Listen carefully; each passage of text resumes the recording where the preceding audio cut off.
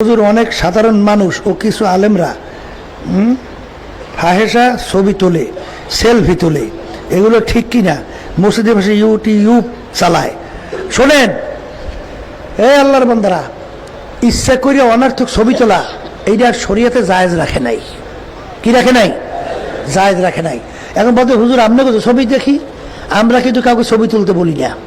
এটা বিভিন্ন মিটিংয়ে, মিছিলে, সাংবাদিকের বিভিন্ন কায়দায় তোলে, কিন্তু যখন আমরা বিভিন্ন মাহফিলে বিভিন্ন জায়গায় থাকি, কেউ ছবি তুললে নিষেধ করি কঠিনভাবে।